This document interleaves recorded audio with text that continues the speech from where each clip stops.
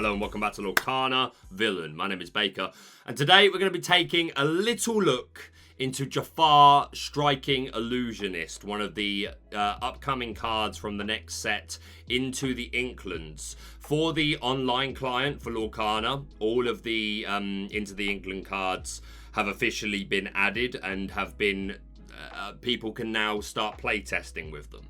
So I have spent the last couple of days playtesting a couple of different decks, one of which being Jafar. Now, I feel the need to make very, very clear right from the get-go, take everything that I am about to say with a grain of salt.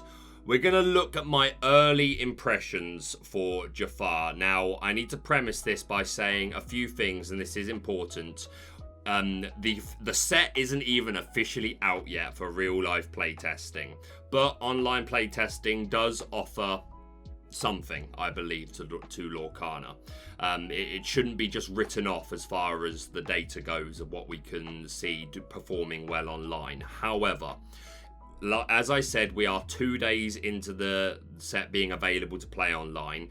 Everyone is trying everything. Everything is being thrown at the wall to see what sticks. You've got people trying Jafar, you've got pirates, loads of people are trying out locations. There's a lot of Emerald paired with different things to benefit from the new Ursulas. There's Amber wanting to take advantage of bare necessities. There's items, there's all sorts. Everyone's just trying everything.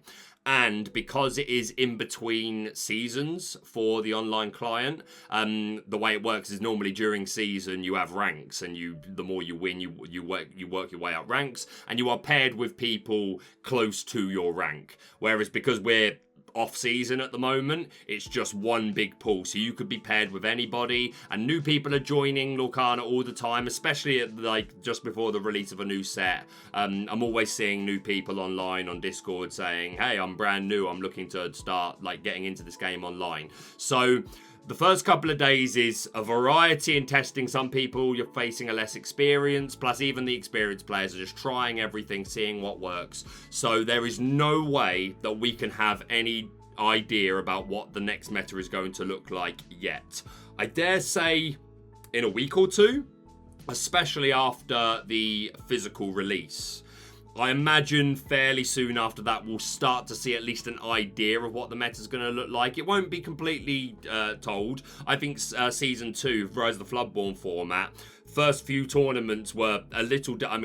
Ruby Amethyst always performing well, but even Ruby Amethyst looked quite a bit different by the end, and there was an adaptation. So even when the first couple of tournaments start and you start seeing top 8 deck lists, even that's not going to be a definitive answer of what the whole meta is going to look like. It's still going to be early days and people need to adapt. So again, take everything that I'm about to say with a pinch of salt, because I haven't had the time to do loads of testing with Jafar. I've maybe done 20 games, and then I've played with pirates a lot. I enjoy pirates, and then just a couple of memey things. But yeah, I've done a bit of practicing with Jafar. It's also important to say I haven't had, I don't think, any games against Ruby Amethyst decks. I'm barely running into them, which is partly a relief, but also a bit of a shame. I kind of would have liked a Ruby Amethyst example to use in this video, but I've decided to still do this anyway, just as absolute early impressions. If Jafar does end up being good, I don't by any means think that the list that I'm about to show you is necessarily what it will look like. It might look completely different. And again, it could be that Jafar ends up being written off completely, or just being one of those rare rogue decks that only pops up occasionally. But from my testing, he's quite strong. When I first started playtesting with pirates, I ran into a couple of people playing Jafar, and I was able to offset it every single time. I was prepared for it, high smash count, even fire the cannons count at certain points, and a lot of the time I found that if you just stop them getting the turn 5 shift into Jafar, then you completely offset their tempo and you just steamrolled them from there. When set 3 is released, I will absolutely be buying some packs of Into the Inklands. It's great fun opening packs, but when it comes to building competitive decks, I will be buying singles. It's the cheapest way to assure that you're getting exactly the cards that you want for the deck you want to play. So if you're considering doing the same, check out Cardmarket for all your trading card game needs. But yeah, my early testing with it, it's feeling pretty good. So again, all that said, take this with a grain of salt. This is the deck that I am currently running. Now, it didn't start off like this. I've got 3 games to show you. All of them are against, 2 of them are against Emerald Steel, and 1 of them's against Amethyst Steel. And the last 2 games, I'm playing this version of the deck, which is my current iteration of it. So far, I feel like the best way to play Jafar is, first of all, don't always be dedicated to getting off the turn 5 Jafar Turbo. That being shifting into the Illusionist Jafar on 5 and then playing Will straight away. That can happen sometimes, and sometimes it will be in your interest to aim for it, but you've got to be able to judge when that time is based on what you're facing, the board state, and what you've got in your hand. Now, if you're playing against Emerald or Amber, you have to play assuming that they're going to play the Ursula or the Bare Necessities between turns 2 and 4, and perhaps multiple. So yeah, unless you know for a fact that they're not running those, because it's game 2 or 3 or whatever, then I would never hold any songs against Emerald decks, and against Amber decks for Bare Necessities, I wouldn't hold any actions, but potentially I would hold Fire the Cannons if I was going second, and potentially I would hold the Lamp if I was going first. But as a rule, assume that they're going to play the discard stuff. So if that's the case, you don't want to hold onto your wheel, and then you might hold onto the Floodborn Jafar. It depends on the rest of your hand. But instead, just aim between, like, on your curve from 1 to 5 to just do the traditional bounce things. Get your 1 drop down, which can be the Olaf or the Captain Hook, and Hook's good for locations that are, you know, again, we don't know if locations are going to settle in meta, but at the moment there's a lot about, so he's a good drop against them. And then, yeah, do your snake, your fox, your rabbit, do your bouncy things and build up your hand and just try and control the board through foxes. And again, we've got smash and fire the cannons. And just concentrate on drawing. And even if you do choose that you're going to go down a Jafar line to try and get him by turn 5, you still want to try and find opportunities to draw in that, because if they can offset your Jafar, it can just leave you with not a whole lot going on anymore. Now, I've got a high counter Jafar because I do want to maximise the odds for being able to get that turn 5 Jafar Turbo. Or even if it's not turn 5, doing it on turn 6 or 7 is normally fine as well. But yeah, the fact that I'm running all 3 of these, I can technically go turn 2 Jafar, turn 3 3-drop Jafar, turn 4 Dreadnought Jafar. Now, of course, with the Dreadnought, you can shift. But you need to always bear in mind that shifting a character as strong as it is a -1. So if you've only got 1 Jafar on board on turn 4, and then you shift into your Dreadnought version, if you're facing Steel, there's still every chance that they have a Lorcan Zeus, which is such a powerful card. It's going to be really popular this format, not only because it's one of the good ways of upsetting Jafar, if a Jafar ends up being good, but it also deals with Beast Relentless, who's looking real good with the Sheriff of Nottingham. It's good for taking out the Tragic Hero Beast. There are some good targets for a Lorcan Zeus, so that will be prevalent. So you've always got to think, if you are deciding to shift into your Dreadnought Jafar on turn 4, can you still achieve the turn 5 Jafar if they are able to remove that? If you've gone turn 2 Royal Vizier and turn 3 Lamp Thief, then yeah, you could still flood shift and guarantee that you've got 2. But if you can't immediately challenge something with the Dreadnought to draw a card, then I would probably be more prone to just adding the 4-drop Jafar and then finish your turn 4 with 3 Jafars on board.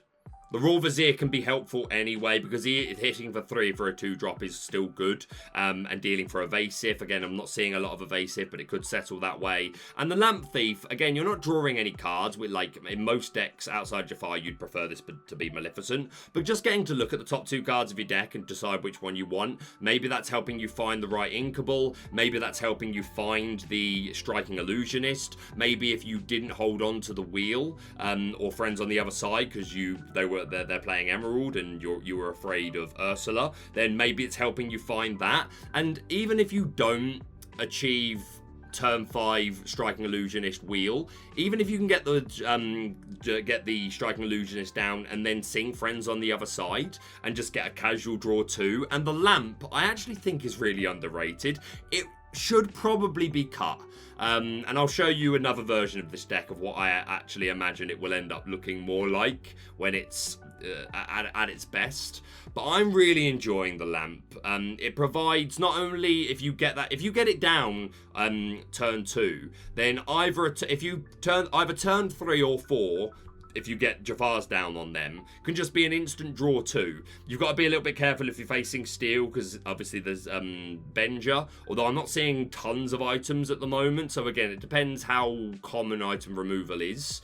It's fine if you're going first though, because you put it down your turn 2, they have their turn 2, and then your turn 3 you put down the Lamp Thief and then just immediately use it just to get a draw 2, especially if you know they're running Benja. So I'm really enjoying the lamp. It like helps you get that additional couple of cards between turns 3 and 5 to help you find key pieces. It's also something that if you've still got it on the board and you go Raw Vizier, Striking Illusionist, and then use the wheel, then you have something else on board that you can dig even more with. And there's been times where I've done that on turn 5, done the Jafar Turbo and wheeled. They've had their turn 5 and not been able to remove my Jafar. Gone into my turn, I didn't have the whole new world, but a combination of the lamp / friends on the other side was either able to either find me the wheel or just give me another like 4 lore bump, which by this point all I needed was a go and bounce for game. You don't need to go the whole way with Striking Illusionist. Just getting that big jump, if you can go from like 4 or 5 lore to like 15, 16, then all it's going to take is a couple of goats and your opponent just may be way too behind you at this point. Even if they've got more cards and more of a board, it might not matter if all you need to draw into is a goat and something. So yeah, it's feeling really strong. Like I said, I think a Long Came Zeus is really important for the reasons I've stated. This should probably be a 3 count if I'm honest. 3 smashes, 2 fire the cannon. Smashes are important anyway for docks and aerials, and again, I've not seen a lot of Arthurs, but I don't doubt that there will continue to be characters with 3 willpower that just gotta go. Fire the cannons also means that I can take out opposing Jafars, Raw Viziers, and Lamp Thieves without having to play Smash, and it just gives me a higher count of those cards in general that are answers to opposing Jafars. Plus Smash gets you a lot of use anyway. Fire the Cannons is good against aggro. I don't know if Fire the Cannons will stick. It might or it might not. It might be necessary if Jafar is that good, and if this is close to a good way of playing it with just like high Jafar counts, and the idea is to try and just get out multiple, then you might find yourself needing this higher count of chip cards. When I started testing Jafar, this was actually my build. Genie's cool, in theory. I didn't find he was putting in much. I'm not completely writing him off, but I've removed him from my most recent build. I didn't feel the need for these princes, to be honest. Like, they don't do much to protect Striking Illusionist. Well, they do, but he's got evasive anyway. So he's only really useful if they had an evasive character already on board that can hit for 5. Most of the time, if Jafar goes down and you don't win in that turn, then they've most likely got a Long Came Zeus or a Dragon's Fire or something. So I found the prince wasn't putting in all that much work. I was at a lower Dreadnought count. I've moved that up, and then my Jafars overall, the Lamp Thief from 3 to 4. I've removed the Grab Your Swords. That could easily go back in, and to be honest, like, I don't like this deck's chances against Bucky. So having the Grab Your Swords would help with that. And in this build, I was also running the Thinking a Happy Thought Captain hook, which also might be something that's something for me to go back to, because it increases your odds of being able to just wheel early if you don't have a good early hand post mulligan. It does open you up to more like turn 5 you could potentially play 2 wheels if you've got hook on the board as well as Striking Illusionist. It makes it easier to play Grab Your Swords, especially against Bucky, which I think is going to be one of the problem decks. But again, I'd be inclined to sort of play the version that sort of says, well, I'm going to be more consistent overall, and I just hope I miss Bucky. But again, I don't know if this Janir, Jafar, wherever you are version is the most consistent. It's just what I'm on at the moment. Before I show you a couple of games, this is probably closer to what the best version of this deck looks like, if I'm being honest. And then this is from no playtesting, but I imagine it's similar to this. You've got the blue fairy, so you can benefit from getting extra draws, not only if you do play your turn 3 Thinking a Happy Thought, but you draw off of just putting down the Striking Illusionist. This version's already also running Tiny Tink and Big Tink. The version I showed you doesn't have a great like mid to late game in terms of like characters to actually control the board. Hasn't got a whole lot going on, like heavy hitters that are going to sit there for long. Tinkerbell really helps with that.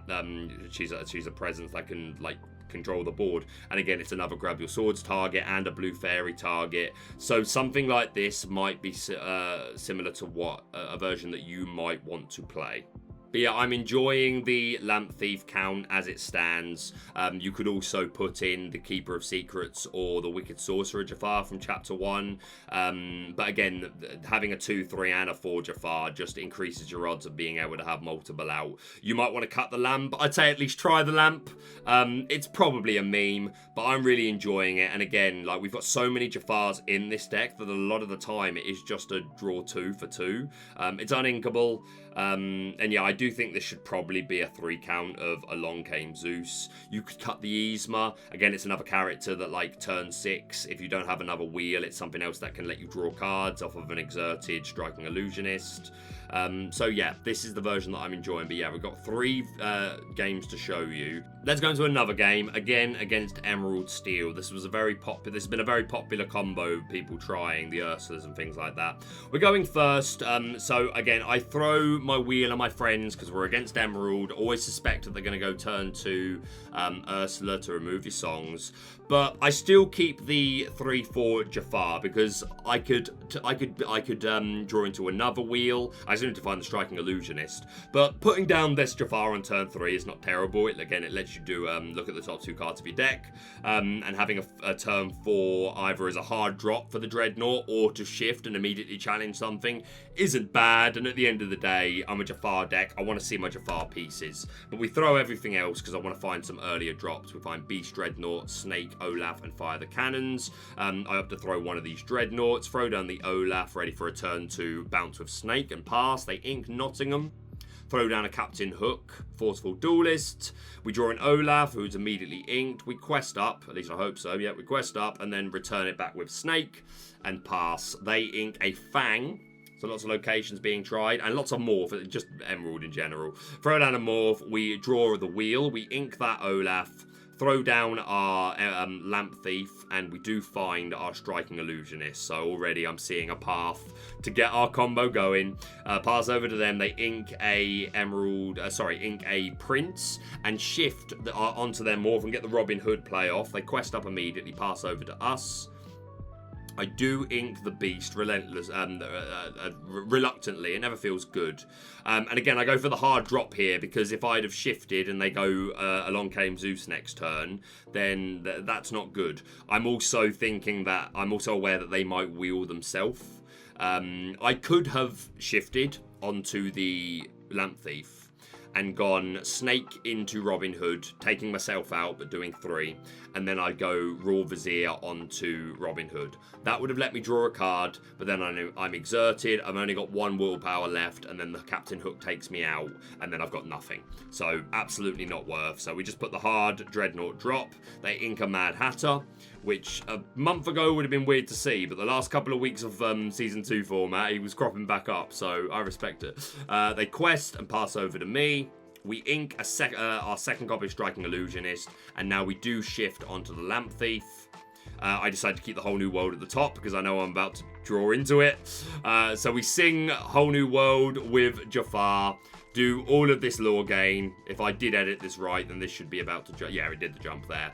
And then I do the move that I previously described because now it's fine. It's also letting me get another draw, which is going to let me get another lore with Striking Illusionist. Yes, I'm giving up my Dreadnought here because they're definitely taking it out, but I've still got the Striking Illusionist on the field and a wheel in my hand. But I was aware that they most likely had Along Came Zeus, and wouldn't you have an Adam and Eve it? Zeus came indeed. Wow. But yeah, they take out my Dreadnought, ink their Robin Hood, and throw down a hook. But yeah, that cost them most of their ink. They weren't able to do a whole lot more other than throw down this hook. So we draw into a rabbit. I ink the Captain Hook. Don't have any Jafar pieces anymore, so I just maximize my field as much as I can. We hook into the snake, throw back down the hook, and just try and get some board control. I've still got a nice big hand. They ink a baby Robin Hood and throw down the Hercules. We play a rabbit. I want to find these Jafar pieces. There's no need for me to wheel anytime soon, so we might as well just keep drawing. They could wheel themselves, but we did what we did. We ink a friends on the other side. Quest up with hook, throw down the fox, return the hook, just a little bit of lore game, because again, by this point, all I need to do is get, again, one more turn of questing. I get to 13, and it's just Jafar, wheel game. They extend Mad Hatter and Keeda, the Simba of Steel. They pass into us, we draw a fox, we go into the Keeda, taking her out. We then challenge into the Hercules, who only takes 2 because of the resist, losing our own fox. I was aware of that going in, that didn't catch me by surprise. Return our snake, put down another fox to just get that Hercules cleared. We've got 4 ink left to throw down the go. I could have gone a different direction here. I could have gone hook into magic lamp or something like that, but I get this goat down. Again, it's more passive lore gain, and I've got the snake in my hand to return it next turn. I don't need to get the Jafar down. I'm just applying pressure anyway. Pass over to them. They throw down the Robin Hood, ink the Stitch, the new one from Emerald, who gets ward at locations, who I don't think will stick. But this person was clearly just trying a lot of locations and seeing how they did, which can't hold against them. In fact, more power to them. We throw down our rabbit, do a draw. We do find our Dreadnought and get that down. Take out this Mad Hatter. Again, they're still at 9 lore with a Robin Hood on the field, and Mad Hatter quest for 3, so they could still steal this. I do opt to throw the snake, even though I have the option to bounce goat. But I want the smash in case something goes down that I want to be able to instantly remove. And the friends in my head at the time was a potential option alongside Whole New World. So we pass over to them. They ink Rise of the Titans, throw down a Donald, which was where I was like, I'm not even sure in a location deck that's the best add. But nonetheless, they pass over to us. We throw down our Striking Illusionist. We ink the smash. At this point, again, I'm pretty sure in my head I've already got game, but I'm still getting to grips with it. I want to make sure I don't misplay. We wheel, gain 7. Which takes us up to 19, and again, I think this is also to demonstrate, hey, if I didn't have goat and rabbit on the field, then I've got a lamp here that I can immediately play to draw 2 more cards. Because to be fair, I didn't draw into anything that would let me draw again this turn. There's the rabbit, but I'm only at 3 ink and I've inked already. So yeah, it wouldn't be till next turn. So again, it's just another get you that last spike at the end, towards the end of the game card. So yeah, I'm really enjoying the lamp so far, but again, I don't think it's gonna stick. Going into our last match, but it's more than one game to this. We're against Steel Amethyst. So we're going first, which always helps. Because they are not running Emerald or Amber, I don't mind holding my wheel, which I believe I do. Yeah, I hold my wheel and I hold my Striking Illusionist and my Smash, especially against opposing Amethyst, because I'm always on the lookout for the opposing Jafar. We draw quite nicely off of our mulligan, getting ourselves a couple of 1-drops. I opt to go with the Captain Hook. There's an argument to going with the Olaf, but I'm not going to dissect that too much now. They ink and throw down a hook. We ink a goat. We quest up and we throw down Snake, returning the hook and pass up. I misplay a couple of times in this match, but I'm going to show it anyway. I've never shied away from my my misplays. What's the point? We're all here to learn. We ink a Captain Hook.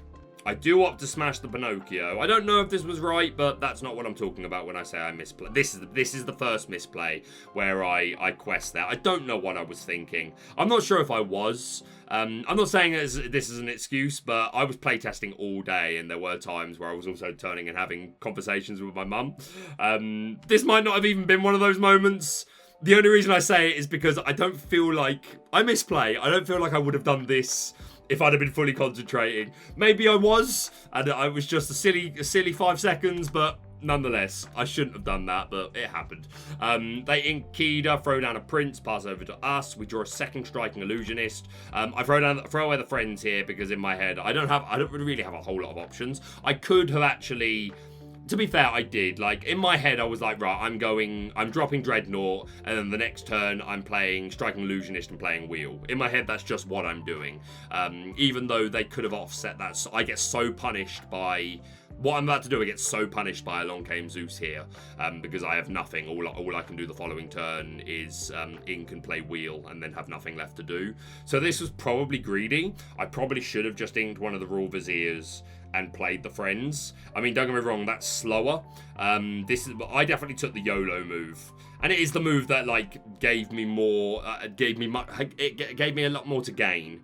But it was dangerous, because if I get a Lorcan Zeus here, then that's awful. I have nothing. Thankfully, I'm not. They ink a befuddle, throw down a goat, quest up, pass over to us, and we do exactly as I just described. Doesn't matter what I ink there.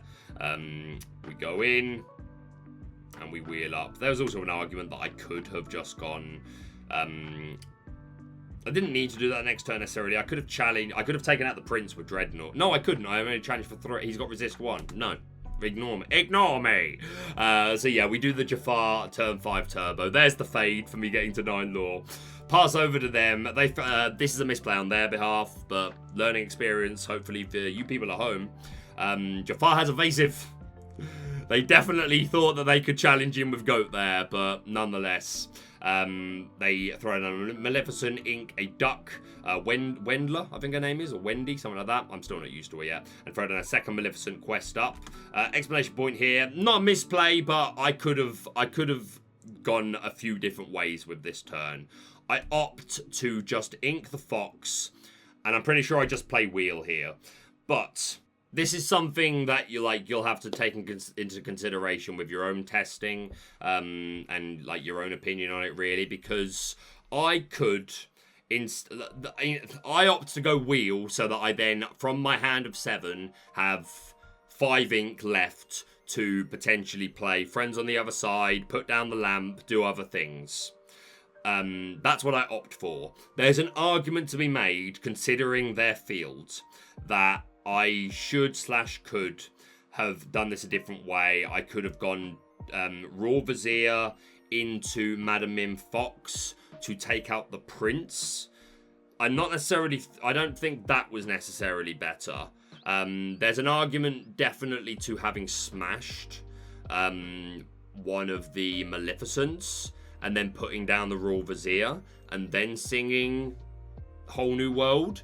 I'm not saying I think that's better. I'm just saying that was a decision to be made here, and you'll have to make up your own mind what you would have done in this situation. Would you have just wheeled and had the fresh 7?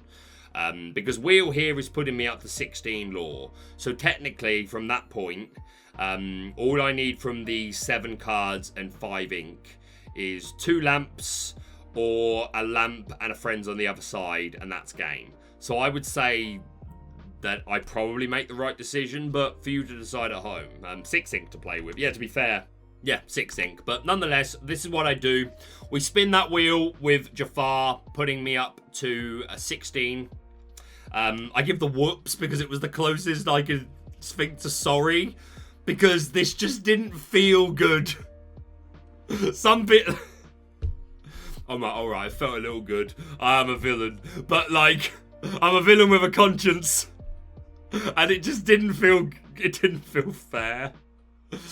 But yeah, we drew into another wheel, so we just do it again.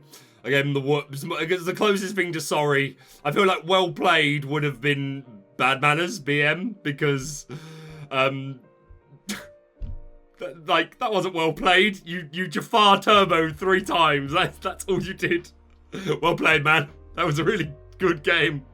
So, whoops, I thought was the most suitable. We offer the rematch, which they do take. More power to them. Going second, obviously, this turn. Not a whole lot from our mulligan. I do opt to throw the Jafar. I opt to be more cautious this turn, this time. But our mulligan does give us Royal Vizier plus Striking Illusionist. They throw down Rapunzel. We ink Merlin Goat. Throw down our Olaf. We don't have a snake, but gives us turn 3 snake. Turn 3 fox without having to give up our turn 2 Royal Vizier. They ink up and play Pinocchio. Quest up with their Pascal, pass over to us. We do ink one of the Royal Viziers. I value the Fox and the Smash and the Striking Illusionist too much. Pass over to them. They ink a Kida. I do a terrible misplay pretty soon. They throw down Prince, already exerted in Bodyguard. Quest up with everything and pass over to us. I ink Smash here. I'm not sure that was right. I'm really not sure that was right. But we quest up, we return so that we can throw down Fox to get rid of the Prince. I opt to take out the Pinocchio just because they're already at 5. That's giving them a jump to 8 next turn, even though I know that it means the Pascal is surviving another turn because they'll play another character this turn coming up. And, I mean, I could get rid of it with a Long Came Zeus, but I'm not sure if that was... I still think this was the right play to get rid of the Pinocchio. But I am aware that I might not be able to take out Pascal next turn because of it. But they befuddle my Jafar, so I'm definitely not doing it that way. And then they smash my Fox because they're not able to put down another character. And they want to keep their Pascal alive. But yeah, they've got nothing going on. And look at my hand going into turn 4. But I'm still going to really throw in a minute. We ink a Beast. I've got 2. Throw down the Royal Vizier and the Olaf because I want to be able to... even though I know I won't be able to take out the Pascal next turn. Oh no, I can because I've got Jafar there. But they throw down Tiana. Cool, but they've got 1 card in their hand and they can't exert her anyway. We do draw into Wheel, which is kind of dirty. And this is where I make the biggest misplay that I may have ever made, ever. Even worse than questing Snake into a Captain Hook. I have no idea what was going on in my head. I play a Long Came Zeus on Tiana. And you could. This is the moment where that's the moment where I realise that it isn't going to work because I come off of her and I'm right clicking, but it doesn't let you take it back. Literally, like I went, okay, I've got Long Came Zeus here, like because this absolutely shouldn't have been this. But yeah, I click a Long Came Zeus on the Tiana, and even before I click it, I know it. I knew I messed up. But I accept my fate that you're not allowed to change your mind. To be fair, I probably could have just switched my target to the Pascal there. But no, I do this because I know that Jafar can still take her out next turn because even with Resist 2, he's doing 1. So really annoyed at myself that I did that. Opted to just pass. I could have quested there probably quite safely, and they smashed the Jafar. So and then I'm like, oh no, I've thrown the game because now I'm Tiana locked. I was not proud of this, but hey, we don't hide behind it. I'm gonna show you. And then this was pure salt. I don't know why I did this as well. I don't know why I did this. I think it was because I was in my head. I wanted to hold on to my striking illusionist, but it was absolutely the wrong play. I absolutely should have gone ink striking illusionist, play beast here, 100%. I didn't want to give it up. I was just stubborn, I think. So yeah, that was just. I have no excuse for those 2 moves in a row there, none whatsoever. But hopefully you got a laugh out of it. We pass over to them after throwing down our rabbit. They quest up to 13, throw down another Pascal. We find the Dreadnought, which I and ah for a while. Obviously, this is hypercut, but I opt to do this. What I think is the safer move. We ink the Dreadnought and we throw down Yzma to just get this, get Tiana off the board. Double into the baby Tiana, just to slow down the amount that they can quest this turn more than anything, and like keep them at 15. They do quest to 15, throw back the Pascal with their Fox, challenge in, and put the Pascal down. They ink a Avenger and pass over to me. So we get rid of this Fox, draw a card, quest up with Yzma, ink the goat, because again, they're still only going to 17 this turn, and I'm like, I can do it. I can still do this. I can jump to game before you do. They throw down these, quest up to 17. I think about how I want to sequence this. I opt to challenge into the Pascal. Yeah, I do it the slower way. Which I don't think that was right. I think I probably I should, well, with the hindsight of drawing into second wheel there, I definitely should have just gone sing wheel, and then I could have sang the second one with Yzma. But I decided to play more reserved. And just slow them down, and like in my head I was like, you still can't get game next turn if I take out the one character that I took out, so I can afford to spend one more turn questing with Yzma / putting down Rabbit to get another draw plus more lore. I just wanted to get a little closer and more guarantee, okay, next turn I can wheel, and then I will just need a rabbit for, a rabbit for game, or a snake for game to return it, or a friends, or a lamp. So my game plan was solid, just like we took a couple of weird turns along the way. But yeah, we smash, ultra safe, cap them at 18 for next turn. To be fair, I also had to be aware of the... Oh no, the Floodborn's in Amber, so I didn't need to worry about that. They go to 18, throw down their Fox, bouncy things. I think they throw it back down again. They do indeed. Ink the Befuddle, pass over to us. We draw the Lamp for good measure, throw it down, and yeah, we just wheel up, sing it with Jafar, which gets us to 14. We failed another wheel anyway, but I don't think I needed it. So that gets us to, 14.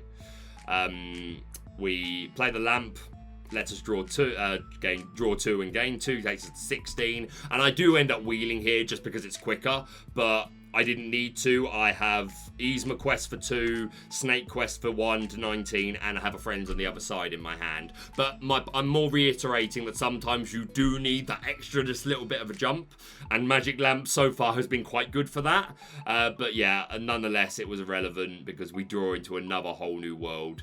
And yeah, that's game. I'm gonna leave it there because this is definitely overrun. I want to say this one more time. Pinch of salt, the whole thing. Like, well, I've not faced Ruby Amethyst anywhere near enough with this deck. We will reassess Jafar in time. Once we have a more solid field to go into, and especially with playing cards in real life as well. But yeah, this is very early days. Take it all with a pinch of salt. But it's feeling okay, and it's feeling like something that at least needs to be respected in deck building. Against Steel, obviously, Smash counts, potential Fire the Cannons counts. Along Came Zeus is going to be really important. Red decks have Teeth and Ambitions, which does get them over your Raw Vizier and your Lamp Thief, but your Dreadnought can still stay out of range of that. But if they're on the play, then Ruby decks need to run more Dragon's Fires in general. So if they're on the play going first, then they will be able to respond to your turn 4 Dreadnought drop with a Dragon's Fire. But again, decks are going to have to build to respect this. And yeah, really early days, it's hard to tell. I'm having fun with it.